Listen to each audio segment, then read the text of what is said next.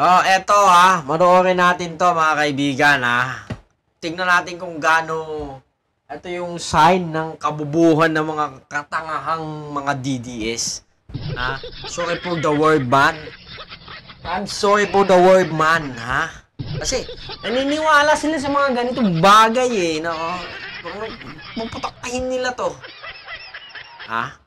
Sabihin nila tunay pala yung kasama pala yun yung anak ni Enrile tsaka ni bla bla bla. Ang mga DDS na to. So panoorin muna natin ha. Baka tayo magkomento, napapahaba tayo eh. Live na tayo? Oo. Okay, sige. Malinaw yung mic? Okay, sige. Bernadette Karen, live nga tayo ngayon sa the Netherlands. Muli ng supporters ng dating Pangulo ang pagkakatalaga ng dalawang hukom na di umano ay mga kaibigan ni First Lady Liza Araneta Marcos. Sino? Ito ay si Katrina Ponce Enrile. Ito siguro. Ito yung binatakti nila eh, no?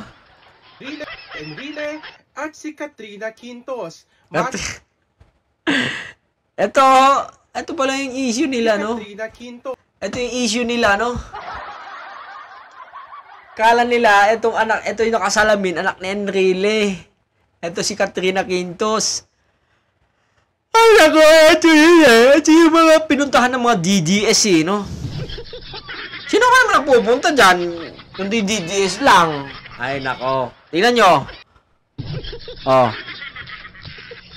Ito yung katangahang bahagi ng utak ng mga DDS.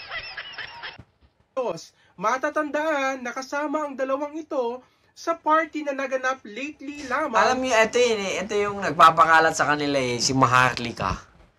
Nanahimik eh, no? Nakita na siguro bangis ni Marcos. Kasi, inisyuan na non-available si Roque eh. Oh, preni niya yun. Nako. May 3 taong pa kayo, galing-galingan yung magtago. Marami ang umalma sa pangyayaring ito maging sa social media. Ha? Kalat na kalat ang mga pictures kasama ni First Lady at ang dalawang hukom di umano sa kanilang event sa Los Angeles. Maging ang Harvard Law Professor at sikat na bida ng How to Get Away with Murder na si Attorney Annalise Keating ay hindi napigilan ang sarili sa pagbibigay ng kanyang opinyon na di umano hindi makatarungang pag-aresto at ng sarili sa Annalise Keating. Ito. Artista to. Anong pakialam niya kay Digong? Putang ina niyo. Ang gagaling mag-edit ng mga inayupak na to, no? Tangina. Bilib ako sa inyo, mga DDS. Ha? Hanggang ngayon, hanggang sa ngayon, kayo pa rin ay butlog. Hindi naman natin kayang baguhin yun na kayo ay butlog.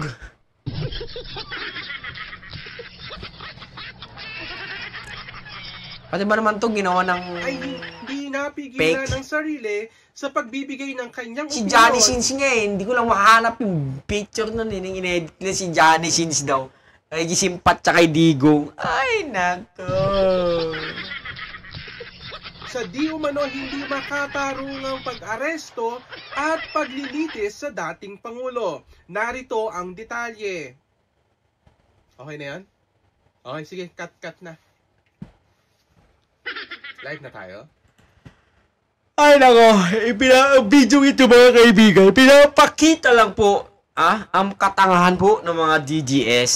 Kasi sabihin nila, pag may nakita silang post na gano'n, nakita pati si Elizabeth, bla bla bla, yung Queen Elizabeth, Queen Caro, ang dami nilang nasisimpat sa kay Digong. Yan yung pinakalat nila, mga kaibigan, na